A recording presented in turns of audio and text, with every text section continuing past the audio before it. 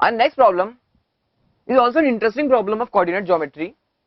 We want to find the equation of circle passing through the 2 points 4, 3 and 2, 5 and touching the y-axis. This is the first part of the problem.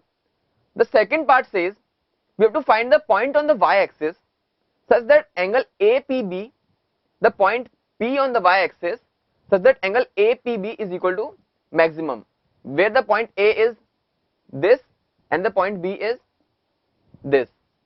And we also find that maximum value of angle APB. Now, as we always do, we first make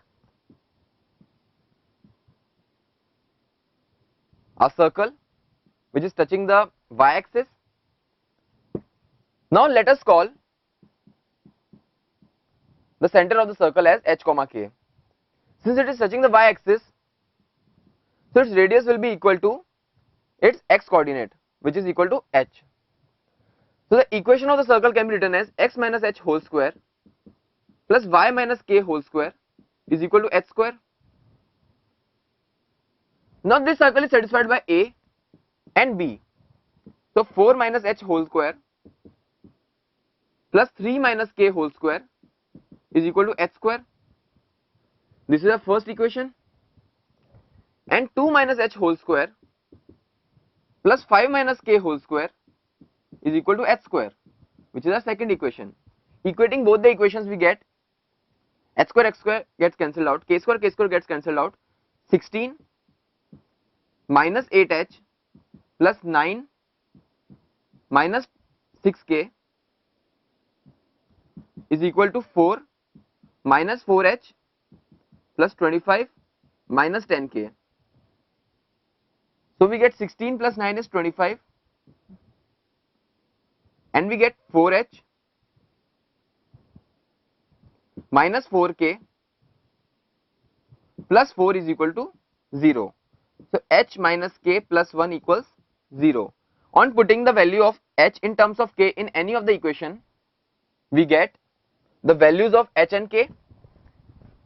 On putting the values of h and k in the two circles equation, we get two circles which are x square plus y square minus 20x minus 22y plus 121 is equal to 0. This is the equation of first circle, and the other circle which we will get is x square plus y square minus 4x minus 6y plus 9 equals 0. So this is the answer of our first part. We have found out the equation of circle, or rather there are two circles possible which are passing through 4, 3 and 2, 5 and touching the axis of y. Now we try to find out the second part of the problem.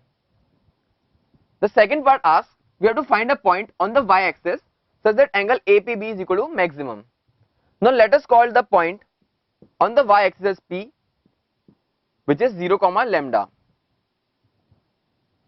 A is given to be 4, 3 and B is given to be 2, 5. Now slope of PB is equal to 5 minus lambda upon 2 minus 0, which is 2. Slope of PA will be equal to 3 minus lambda upon 4 minus 0, which is equal to 3 minus lambda by 4.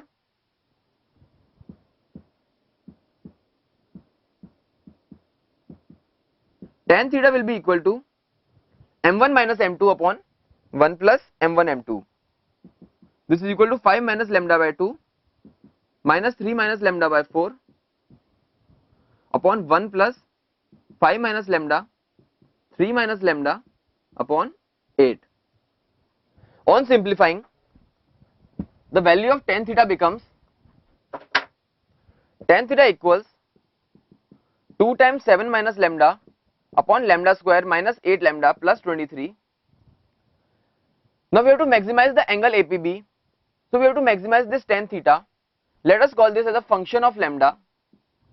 So we find out f dash lambda or dy by d lambda, which is equal to 2 into lambda minus 3 into lambda minus 11 upon lambda square minus 8 lambda plus 23 whole square. Now we see that f dash lambda is greater than 0 for lambda greater than 11 and lambda less than 3. and f dash lambda is less than 0 for lambda belonging to the range or the interval 3, 11. So our function is increasing for this interval and decreasing for this interval. Let us call this is 3, this is 11. So it is increasing for lambda less than 3, then it is decreasing for 3 to 11, and then it is again increasing for lambda greater than 11. So very clearly the minima is at 11 and the maxima at lambda equals 3. So lambda equals 3 is the point where we get the maximum value of lambda or the angle. So on putting the value of lambda in this equation, we get tan theta equals 1. So theta will be equal to 45 degree. Hence the coordinates of point will be equal to 0 comma lambda, that is 0 comma 3, and the maximum angle obtained is theta equals 45 degree, which is our final answer.